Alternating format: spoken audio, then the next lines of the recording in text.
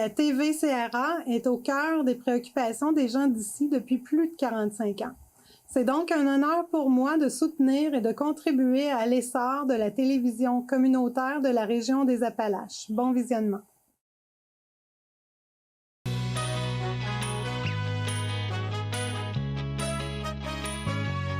Madame, Monsieur, bienvenue à votre émission habituelle d'information Appalaches en quelques mots.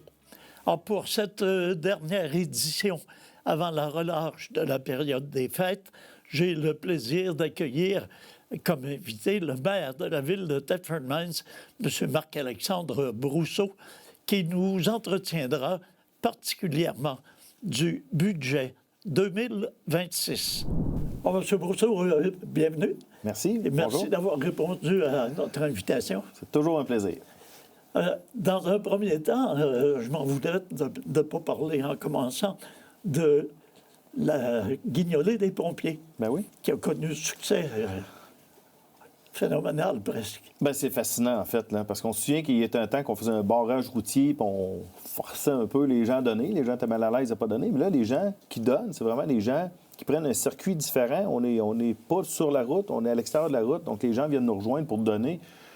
Les gens sont extrêmement généreux. Là. Encore une fois, c'est un record 46 542 cette année. Je pense que les gens sont conscients des besoins. Les gens sont conscients à quel point ça coûte cher maintenant. Donc, ceux qui sont capables de se nourrir adéquatement, de donner pour la banque alimentaire, les gens sont prêts à le faire. Et tout ça va à la Banque alimentaire 100 va à la Banque alimentaire Lavigne. Donc, on a eu 46 542 en argent. On a eu 2 000 de certificats cadeaux d'épicerie qui ont été donnés, plus des denrées qui s'ajoutent à tout ça. Donc, c'est une valeur de peut-être autour de 50 000 au total, là, quand on prend tout ensemble. Là. Puis il faisait un froid sibérien. Oh, Seigneur, c'était froid. Certain que c'était froid. Ça a été terrible. Moi, je suis allé le matin, là, tôt le matin, là, c'était... Ben, je pense que c'est peut-être un peu ça. Les gens nous ont pris en pitié. Ils ont donné plus. Mais les pompiers et les bénévoles ont beaucoup de mérite. Ah, absolument. Puis les pompiers sont là chaque année. Les bénévoles, plusieurs sont là sur une base régulière. Mais nos pompiers, là, je lève mon chapeau, là, franchement, là, ils font un gros job cette journée-là. Un autre élément important que je veux souligner avant de parler du budget aussi, c'est l'embauche d'un nouveau directeur du service des travaux publics. Exactement. On a une nouvelle personne qui est entrée en fonction. En fait, c'est celui qui assurait l'intérim, qui était directeur adjoint de service avant ça. Donc, c'est Patrick Dallaire qui est entré en fonction dans les derniers jours. Là. Donc, on souhaite un bon mandat à M. Dallaire. Oui, parce qu'il y a beaucoup d'employés, finalement, aux travaux publics. Oui, exactement. Quand même, bon nombre d'employés qui sont là. On touche plein de services. Hein? Puis c'est pas juste l'entretien du gazon puis les rues. Là. C'est tous les services de génie, environnement aussi. Donc, tout ce qui est égouts, aqueduc, l'entretien des bâtiments, immeubles et parcs. Donc, c'est assez vaste là, comme champ d'expertise. Et quand on regarde le budget, puis on dit qu'il y a 54 millions de dollars de projets, il va y avoir de l'ouvrage à venir. Il y a de l'ouvrage à venir. On a agrandi l'équipe dans les dernières années aussi pour ça. Donc, oui, il y a beaucoup de projets sur la table. Donc, on veut en faire plus. On est prêt, puis les citoyens ont l'air d'être prêts à financer ces services-là. Donc, il faut les préparer, il faut les réaliser. Pour le maire Marc-Alexandre Brousseau, c'était la préparation d'un 13e exercice financier. Oui, ça ne me rajeunit pas, ça. Hein? Et ça a été un exercice qu'on pourrait qualifier de quelle façon? Bien, une fois 4 ans, c'est tout le temps particulier. Là. Quand c'est l'année de l'élection, on a beaucoup moins de temps avec l'équipe du conseil municipal à mettre là-dessus, en fait, parce qu'on est arrêté pour toute la période électorale. Donc, c'est sûr que l'administration fait peut-être un plus grand bout de chemin avec certaines orientations qui ont pu être données par les conseils précédents. Et puis, bien, quand le conseil municipal arrive en place après l'élection, bien là, on a plusieurs heures de rencontres là, pour discuter de ce qui a été préparé, faire nos priorités, parce que souvent, on priorise dans nos priorités. Hein, c'est comme ça, un budget, c'est beaucoup de choses qu'on voudrait faire. Mais en même temps, on cherche à épargner le contribuable. Donc, on y va vers l'essentiel, on y va vers ce qui est porteur pour l'avenir. Puis, c'est tout le temps compliqué, mais là, on est quand même satisfait du résultat pour cette année. Est-ce que c'est un budget conservateur? C'est-tu un budget conservateur? Non. J'ai envie de dire non, parce qu'il y a quand même des choses qu'on a sorties un peu de nos habitudes, là, parce qu'il y avait certaines priorités qu'on avait, puis on a voulu aller de l'avant avec ça. Donc, je ne peux pas dire qu'il est si standard que ça cette année. On a quand même eu des sources de revenus intéressantes qui sont arrivées, qui nous ont permis justement de sortir de la boîte un petit peu, là. C'est un budget de quel ordre? En fait, c'est un budget on est rendu à 56 millions, si je me souviens bien. Donc, c'est quand même majeur, là. Je cherchais, non, 59 millions cette année. C'était l'année dernière, là. Donc, 59 millions de budget cette année, donc évidemment, c'est en progression. Les besoins sont grands, les coûts augmentent énormément, hein. On voit notre budget de dépenses cette année, c'est 5,18 d'augmentation. Malgré qu'on a réussi à limiter la hausse du compte de taxes vraiment largement sous ce chiffre-là. Mais on voit, là, partout au Québec, là, il y a vraiment toutes sortes de discussions qui se font pour essayer de comprendre pourquoi les coûts augmentent autant, là. L'Union des municipalités, entre autres, a mandaté Raymond Chabot, la firme Raymond Chabot, pour voir pourquoi ça augmente autant, là.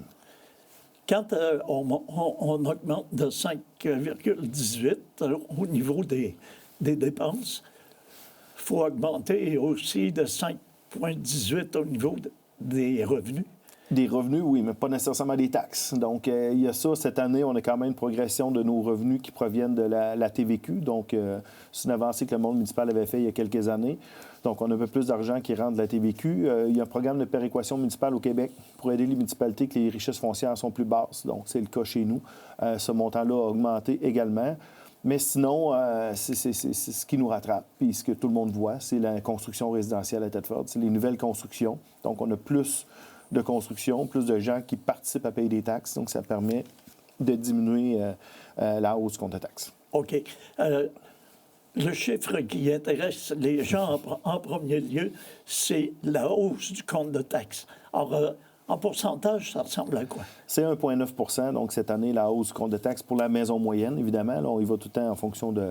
on prend une maison type parce que selon les taxes de service, puis tout ça, ça varie pour la valeur des maisons. Mais pour la maison moyenne qui est établie cette année à 204 000 si je me souviens bien, on parle d'une hausse de 1,9 du compte de taxes. OK. Ce qui est sous l'inflation, qui est à... Nous autres, l'indice d'inflation qu'on prend tout le temps, c'est celui d'octobre, donc qui est à 2,2 Donc, on a réussi à être sous l'inflation encore une fois cette année. Alors, malgré l'augmentation de 5,18, la hausse de l'IPC, vous avez réussi à maintenir ça. Oui, parce qu'on a eu d'autres revenus qui sont là. On a fait des choix difficiles aussi dans le budget. On a quand même des gros projets qui s'en viennent aussi. Donc, est-ce que ça va toujours être comme ça? On espère toujours faire attention. Mais en même temps, les citoyens nous demandent davantage d'investissement dans le réseau routier. On a des gros projets d'infrastructure de loisirs, entre autres, qui s'en viennent, qui sont en fin de vie. On a des gros investissements à faire. On a une caserne de pompiers éventuellement à reconstruire. On a des investissements à faire dans la station d'épuration qui vont être majeurs dans les prochaines années. Ça ne sera pas évident ce qui s'en vient devant nous, mais en tout cas, présentement, la santé financière est bonne, puis on travaille dans ce sens-là. Alors, pour une maison de valeur moyenne, là, la hausse du compte de taxes, ça représente quoi en montant d'argent? Oui, en fait, attendez-moi une seconde. Je pensais que je l'avais proche. En fait, ce qu'il faut retenir, c'est que sur 10 ans, la moyenne, la hausse moyenne, c'est 36 par année. Donc, on est encore à peu près dans ces eaux-là. OK. Donc, on parle. Ça veut dire que ça doit... Ma vue a baissé, mes chiffres sont trop petits, je ne suis pas capable de vous le dire rapidement. Mais la moyenne que j'avais calculée, c'est 36 par année pendant 10 ans, la hausse du compte de taxes. Donc, quand on sait tout ce qui a augmenté de façon si importante au fil des dernières années, bien, je pense que c'est extrêmement raisonnable comme hausse de taxes. OK. Ça doit tourner autour d'une cinquantaine de dollars. Oui, au maximum. Là, je vais me prendre peut-être une copie de page qui est écrite en plus gros. Là. Ça va m'aider. C'est plus loin. Et on pourrait rappeler aussi que les municipalités, les villes du Québec sont obligées de présenter des budgets équilibrés. Oui, c'est l'obligation. En fait, là, je viens de trouver mon chiffre. C'est 50 très exactement la hausse du compte de taxes pour une maison moyenne cette année. OK. Puis oui, effectivement, la Ville est obligée de déposer, c'est par la loi, là, on est obligé de déposer un budget qui est équilibré. Donc, évidemment, on ne peut pas arriver de déficit. Ça fait qu'il y a certains endroits qu'on se garde une petite marge de manœuvre. Mais ce qu'il faut comprendre aussi, c'est que si on a toujours des surplus chaque année, mais une bonne part de ce surplus-là est réinvesti l'année suivante pour diminuer ce qu'on va demander en taxe aux gens. Là. Donc, le surplus accumulé ne varie pas tant que ça d'une année à l'autre. Même si on fait un surplus, par exemple, de 2 millions cette année, je me souviens bien, c'est quelque chose comme 1,5 million qu'on a pris dans notre surplus pour venir diminuer la hausse du compte de taxe. OK. Le plus gros revenu ou les plus gros revenus pour la ville de Thetford se situent où quand vous faites le budget? En fait, c'est toujours la taxe foncière. Donc, c'est vraiment la taxe qui est reliée à la valeur de nos bâtiments. C'est 80 du compte de taxe environ là, qui nous arrive de la taxe foncière. Si on ajoute à ça les enlieux de taxes, là, ce qui est payé par le gouvernement pour ces immeubles sur le territoire, c'est vraiment une très, très forte partie de nos revenus. Donc, c'est pour ça qu'on cherche à diversifier nos revenus. On le dit toujours à chaque année. C'est entre autres pour ça qu'on investit maintenant dans l'énergie éolienne. Donc, on a vraiment créé une régie intermunicipale pour être copropriétaire des prochains parcs éoliens qui vont être sur notre territoire. C'est une façon d'aller tirer des nouveaux revenus sans être obligé de toujours taxer le citoyen en fonction de la grosseur de sa maison. Est-ce que c'est la même? C'est une situation qui est vécue par toutes les villes? Oui, c'est sûr que certaines villes, par exemple, le boom s'est fait plus sur le tard. Là. On pense souvent à Couronne de Montréal, Couronne de Québec, où est-ce que c'était des plus petites villes qui ont cru rapidement. C'est pas toutes les villes qui ont le même type d'infrastructure qui mettent à disposition des citoyens. Des fois, les gens vont utiliser les infrastructures chez le voisin, en fait, donc ils n'ont pas besoin de payer ces infrastructures-là. Puis les villes qui viennent de se construire, en fait, elles sont en train de construire leurs infrastructures aussi, donc ils ont moins d'infrastructures qui arrivent en fin de cycle de vie. Là. Donc, là, nous, c'est un peu tout ça qui arrive en même temps présentement. Là, on a beaucoup d'investissements qui se produisent dans nos infrastructures déjà existantes. Il y a quand même des besoins pour notre population dans des nouveaux services. Notre population est en croissance. Mais heureusement, justement, la population est en croissance.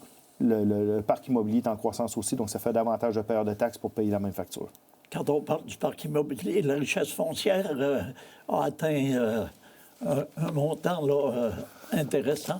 Oui, bien en fait, on est quand même bas par rapport à ailleurs au Québec au niveau de la richesse foncière. C'est sûr que là, les chiffres qu'on a actuellement, c'est les chiffres de 2024, là, parce que on va chercher les chiffres dans le profil financier qui est préparé par le ministère des Affaires municipales. On est à 3 milliards de richesse foncière. Quand on regarde des villes comparables, si on prend Magog, par exemple, pour prendre un exemple qui est frappant, bien, ils ont 2000 de population de plus que nous autres, mais ils ont 8 milliards de richesse foncière. Donc, c'est sûr que c'est ce qui vient expliquer le taux de taxation. Les gens pensent toujours qu'on est taxé fortement à Thetford à cause du taux de taxation, mais c'est faux. Le taux de taxe, c'est pas ce qu'on paye. On paye le compte de taxe. Donc, quand on applique sur la valeur des immeubles qui sont ici, on se ramasse avec un compte de taxe qui est largement plus bas qu'ailleurs. En fait, on est quelque chose comme, je vais vous dire, le chiffre 300 $ de moins que la moyenne provinciale. Ça inclut toutes les municipalités, même les plus petites, qui offrent très peu de services à leur population. Quand on se compare à des villes de taille moyenne comme nous, on est à 369 $ sous la moyenne. Okay. Donc, je pense que c'est un bel exemple. C'est des chiffres impartiaux, compilés par le ministère des Affaires municipales, de la même façon pour tout le monde. Donc, évidemment, on ne peut pas être dans les villes les plus taxées si on est largement sous la moyenne. Quand on parle de comparaison avec des villes semblables, moi, j'ai regardé les tableaux, puis j'étais surpris de voir des villes comme, entre autres, Victoriaville, qui est une population qui est relativement plus élevée que la nôtre. Et pourquoi on se retrouve dans cette même catégorie quand on se compare? Bien, en fait, des villes dans notre classe de population, il n'y en a pas tant. Sinon, il y en a qui sont directement dans la Couronne de Montréal. C'est pas des super bons comparables. Là. Okay. Donc, on veut dans des villes, on va vers nos voisins puis vers les villes qui ont la population la plus proche. C'est pour ça que Saint-Georges-Victoriaville apparaissent, évidemment, parce que c'est nos voisins. Après ça, Magog, Sept-Îles, c'est des villes qui ont pratiquement la même population identique à nous. Là. Donc, on cherche vraiment à avoir des comparables qui sont les plus justes possibles. Magog, il y a une grosse différence avec nous. C'est probablement dû aux infrastructures touristiques. C'est dû principalement à la richesse foncière, étant donné la présence du lac Memphremagog et des maisons. Eux autres, des maisons d'1 million là-bas, c'est pratiquement les plus petites. Là. Oui, dans le centre-ville, ça va, il y a des maisons qui ressemblent plus aux nôtres, là, mais sur le bord de l'eau, des maisons de 3, 4, 5, 8, 10 millions, il y en a à la tonne. Là. Donc, ça, évidemment, c'est des payeurs de taxes qui sont... c'est une bonne vache à lait pour la municipalité. Une dernière question, peut-être sur le côté revenu. On parle du taux de la taxe foncière. La nôtre est à 95 sous du 100 $ d'évaluation. Oui, en fait, il faut se souvenir qu'on a baissé quand même considérablement. Lorsqu'on a eu le dernier rôle d'évaluation, ça nous avait permis de baisser. Donc, en 2024, le taux de taxation était à 1,28, 74. En 2025, on a un nouveau rôle d'évaluation, donc les valeurs des propriétés ont été augmentées par notre évaluateur indépendant. On est baissé à 94 sous. Dans ce temps-là, on cherche à baisser dans la même proportion le taux de taxation. Et là, bien, c'est par rapport au taux de l'année dernière. On passe de 94 sous à 95,8. Donc, ce qui nous amène à une hausse du compte de taxe de 1,9 %. Au niveau des tarifs, Oui. c'est quand même étrange. Vous ne faites pas de sous sur les tarifs que vous chargez aux contribuables. En fait, les tarifs, on cherche tout simplement à aller sur le coût réel. Donc, les chiffres que vous voyez là, c'est ce que ça nous coûte divisé par le nombre de personnes qui payent la facture. Tout simplement, il n'y a pas de profit qui se prend là-dessus. Ça ne sert pas à financer d'autres services. Donc, par exemple, quelqu'un qui est branché sur le réseau d'aqueduc va payer pour le réseau d'aqueduc, puis quelqu'un qui n'est pas branché sur le réseau d'aqueduc, indirectement, il ne paiera pas du tout. Donc, c'est vraiment c'est le coût réel. C'est pour ça que des fois, ça monte un peu, des fois, ça baisse un petit peu. Cette année, par exemple, les égouts, ça monte un peu, mais l'enlèvement des ordures, ça baisse. Donc, c'est vraiment le coût réel de ce que ça nous coûte qui est réparti aux citoyens qui profitent du service. On a parlé tantôt de 54 millions au niveau des projets. Alors, on pourrait peut-être en parler de ces projets-là qui sont à venir. Oui, bien en fait, il y a beaucoup de projets qui vont être dévoilés plus tard, en fait, là, parce que c'est toujours comme ça qu'on fonctionne. Dans le fond, on attribue des enveloppes d'argent puis plusieurs décisions qui se prennent pour la suite. Mais sinon, en gros, évidemment, le réseau routier, hein, c'est une priorité des gens. On connaît notre réseau routier, on sait qu'il est fatigué. On a mis énormément d'argent dans les dernières années. Bien, on continue. On continue encore à investir des sous. On s'en va cette année à 13,3 millions de dollars en pavage, en travaux de routier qui vont être faits. Donc, c'est immense, c'est immense. Là. Quand on regarde l'ampleur du budget qu'on a, c'est quand même une très, très grosse part du budget qui va là. On a certaines subventions qui viennent faire en sorte de diminuer l'apport de la ville, mais quand même, c'est des montants très importants qu'on investit. Sinon, c'est sûr que l'hygiène du milieu, donc tout ce qui est égout, aqueduc, enlèvement des ordures, c'est une part très, très importante aussi du budget de la ville.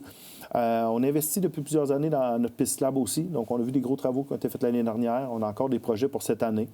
Donc, c'est des montants importants qui vont là.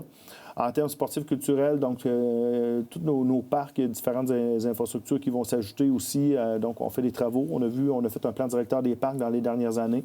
Alors, on cherche à appliquer à chaque année des portions de ce plan-là qu'on a mis en place. Quelque chose qui passe complètement inaperçu, qui est un montant quand même appréciable qu'on met à chaque année, c'est les murs de la rivière Bécancour. Donc, la rivière Bécancour est emmurée dans le centre-ville. Et à chaque année, il faut mettre des montants importants pour refaire les murs. Donc, cette année, c'est 415 000 qu'on va investir là-dessus. Il n'y a pas personne qui voit ces travaux-là. Mais la réalité, c'est qu'il y a quand même 415 000 qu'on ne peut pas faire autre chose avec parce qu'on le met là-dessus.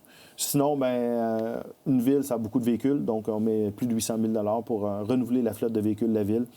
Puis on met de l'argent dans le centre-ville aussi.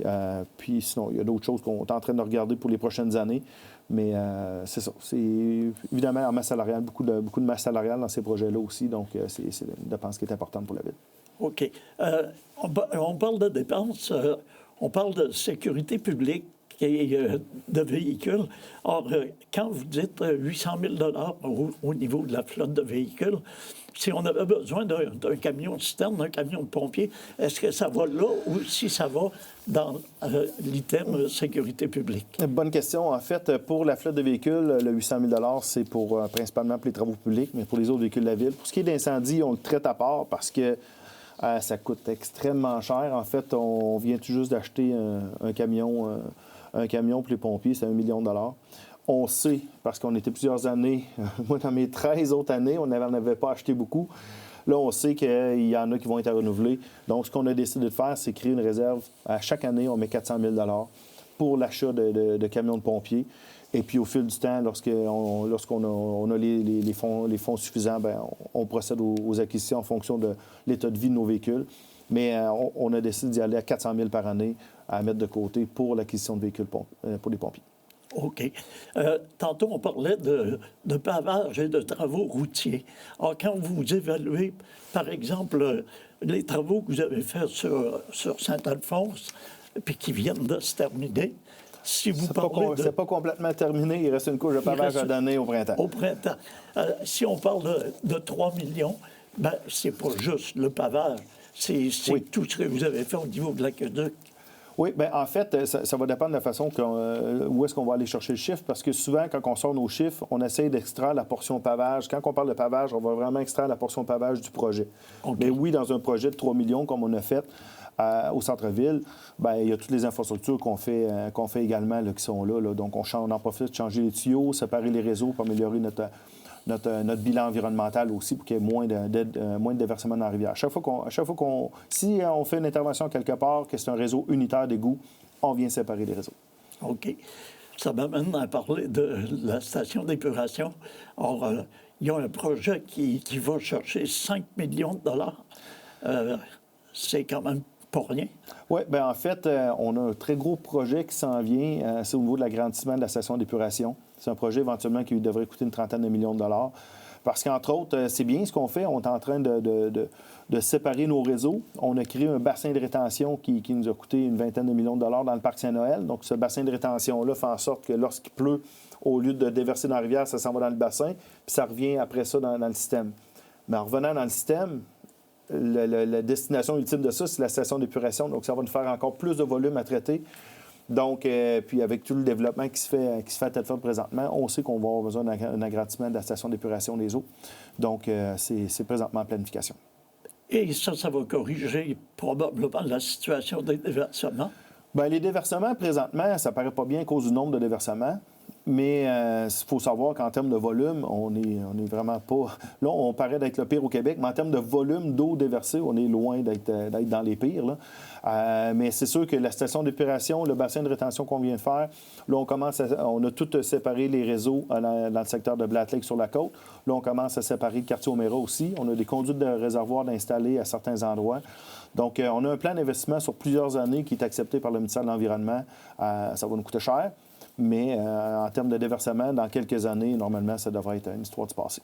Il y a deux projets qui, sans dire qu'ils ont été mis sur la glace, ils ont été reportés. Deux gros projets évalués à 35 millions de dollars. La caserne, puis le centre Mario Gosselin. En fait, on est prêt. Dans les deux cas, les plans d'architecte sont faits. On attend des programmes de subvention. Là, il y a un programme de subvention qui vient d'être lancé pour les infrastructures récréatives.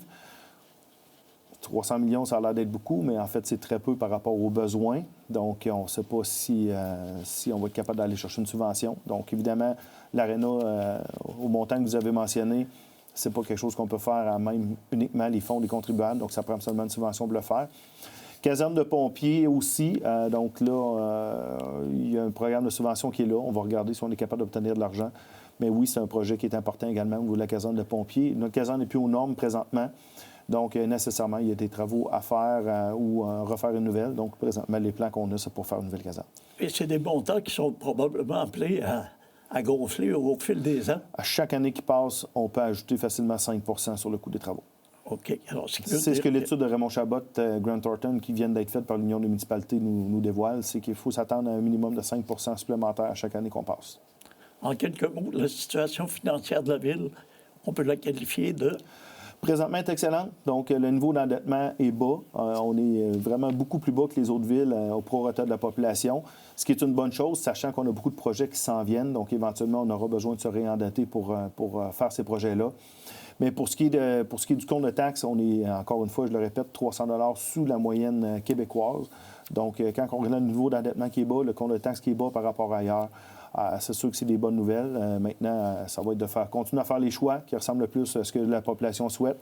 Présentement, la population nous a lancé un message pour le pavage. On investit vraiment massivement dans le pavage. On ne peut juste pas corriger les 50 dernières années. Puis le fait aussi que la ville s'est construite beaucoup, il y a 40-50 ans, mais ces rues-là qui ont été construites à ce moment-là tombent en fin de vie aujourd'hui. Donc, il y a vraiment beaucoup d'investissements à faire. Alors, M. le maire, les 2 dernières minutes vous appartiennent. Si vous voulez vous adresser à la population.